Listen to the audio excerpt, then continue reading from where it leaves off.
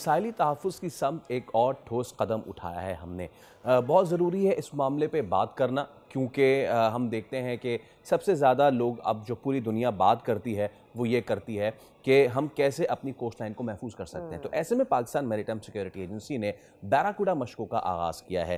ایک ایسا بین الاقوامی یا قومی مشن جو صرف سمندر کو پار کرنے کی مشق نہیں بلکہ تیل کے رساؤ، سمندری ماحولیاتی بحران، سرچ اینڈ ریسکیو اور میری ٹائم ایمرجنسیز سے نمٹنے کی مکمل تیاری کرتا ہے. اس مشق کے ذریعے کوارڈینیشن اور باہمی رد عمل کو فروغ ملے گا تاکہ کسی بھی سمندری حادثے کی صورت میں پاکستان اور شراکت دار ممالک بروقت اور مؤثر طریقے سے کام کر سکیں. تو بیراکوڈا 2025 کی جو مشقیں ہیں اس بات کی علامت ہے کہ پاکستان اپنی ساحلی حدود اور بحری تجارت کی حفاظت کے لیے سنجیدہ ہے اور بین الاقوامی شراکتوں کی بدولت سمندر سے وابستہ ماحول اور تحفظ کا نیا باب لکھنا چاہتا ہے. جیسے کہ ہم نے بتایا، تیل کے رساؤ، ساحلی آلودگی، سمندری حادثات اور بحری تحفظ، یہ مشق بتاتی ہے کہ پاکستان اپنے پانیوں کو صرف راستہ نہیں سمجھتا بلکہ ایک ذمہ داری، ایک تحفظ کے طور پہ دیکھتا ہے. اور آج اسی حوالے سے گفتگو کرنے کے لیے ہمارے ساتھ موجود ہیں Pakistan maritime security agency کو ریپرزینٹ کرتے ہوئے کموڈور سید نعمان علی صاحب. کموڈور صاحب السلام علیکم. سب سے پہلے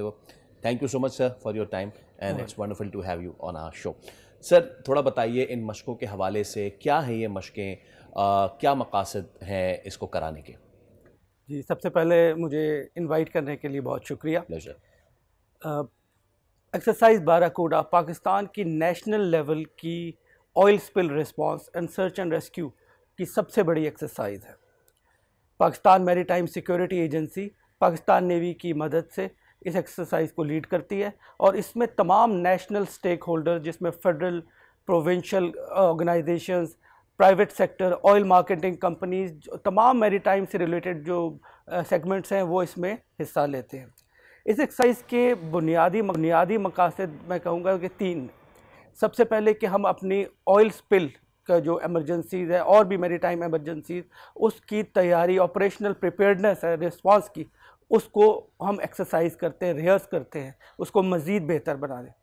دوسرا، ہم اپنی کیپیسٹی بلڈنگ کہ اس میں ہم نئے کون سے طریقے کار ہے، کون سے لیٹسٹ ٹیکنالوجیز ہے، کیسے انٹیگریٹ کر سکتے ہیں، اس کے اوپر بات چیت کرتے ہیں. اور تھرڈ جو ہے وہ اپنی انٹر ایجنسی کولیبوریشن، اس کے لیے ہم یہ کام کرتے ہیں. تو جو انٹر ایجنسی کولیبوریشن ہے اس سال بھی رہے گی، اس سے کیا فائدہ حاصل ہوتا ہے؟ کیا ٹارگٹس ہوتے ہیں جو اس سے اچیو کیے جا سکتے ہیں؟ جیسے میری ٹائم سیکٹر، میری ٹائم ڈومین ایک بہت وسیع ایونیو ہے.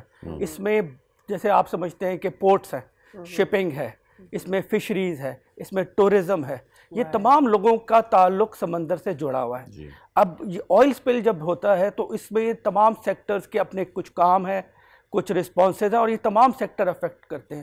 تو جب ہم ایکسرسائز کرتے ہیں تو سب کو ایک پلیٹ فارم پہ لے کے آتے ہیں تاکہ ہماری ایک یونیفائڈ اسٹریٹجی ہو اس مینس سے ڈیل کرنے کے لیے. ایبسلیوٹلی.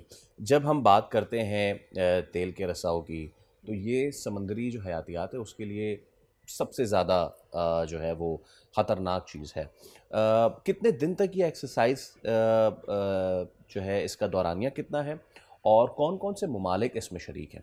جی، جب بالکل آپ نے صحیح کہا، اس میں جو آئل سپل ہے یہ ایک بہت بڑا ایک المیہ ہوتا ہے. اس میں کیونکہ اس سے جڑی تمام ہماری شپنگ ہے، اس ہمارے جو سمندری حدود ہے وہ ایک نارتھ عریبین سی کی ایک بہت بزی شپنگ لین ہے. ہر سال لاکھوں شپس جو ہیں، آئل ٹینکرز اس ایریا سے گزرتے ہیں. اگر کوئی بھی اس قسم کا حادثہ ہوتا ہے تو اس پہ انوائرمنٹ کے اوپر بہت اثر ہوگا. اس سے ہماری تمام فشریز، میرین لائف، اس کو بہت اثر ہوگا. ہمارے پورٹ آپریشنز اس سے افیکٹ ہو سکتے ہیں. آپ کو پتہ ہے کہ ہمارا انحصار امپورٹس کا سمندر کے ذریعے ہے.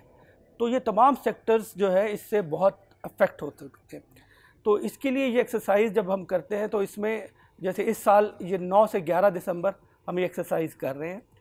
اس میں تقریباً 16 ممالک اور 5 انٹرنیشنل آرگنائزیشنز کے مندوبین اس میں حصہ لے رہے ہیں.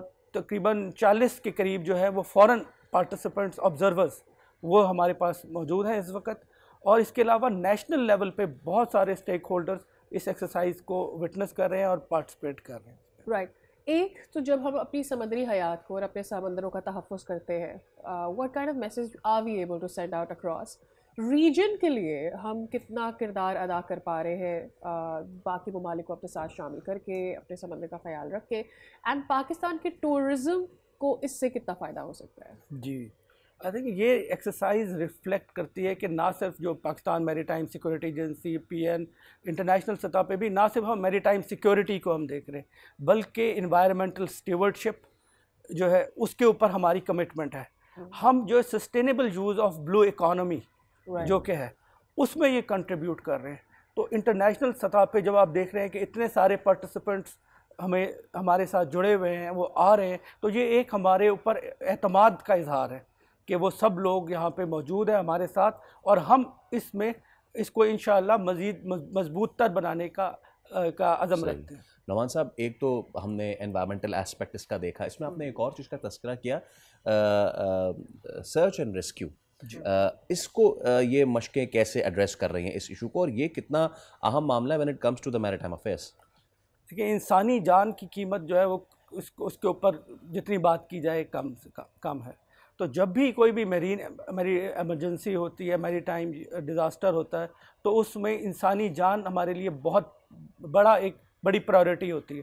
ہمارا جو سرچ اینڈ ریسکیو ریجن ہے جو کہ ہمیں پاکستان کو دیا گیا ہے, وہ تقریباً 840 ناٹیکل مائل سمندر میں تک جو ہے وہ ایکسپینڈ کرتا ہے. تو اس میں اگر کوئی بھی ایمرجنسی ہوتی ہے تو 24/7 ہمارا ریسکیو کوآرڈینیشن سینٹر ایکٹیو ہوتا ہے, اور ہم تمام ایفرٹس کو کوآرڈینیٹ کرتے ہیں, اور اس میں ہم اپنے رسپانسز جنریٹ کرتے ہیں. تو جسی طرح آپ نے کہا کہ آئل سپل کسی ایکسیڈنٹ کی وجہ سے یا کسی وجہ سے بھی ہوتا ہے, کوئی حادثے کی وجہ سے, تو ہماری ایک کوشش ہوتی ہے کہ اس کے ساتھ انٹیگریٹ کریں سرچ اینڈ ریسکیو, کیونکہ یہ side by side activities conduct کرتے ہیں.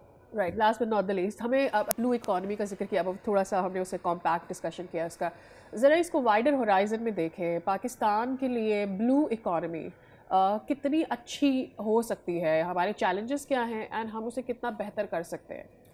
آئی تھنک پاکستان کے مرین ریسورسز امینس ہے.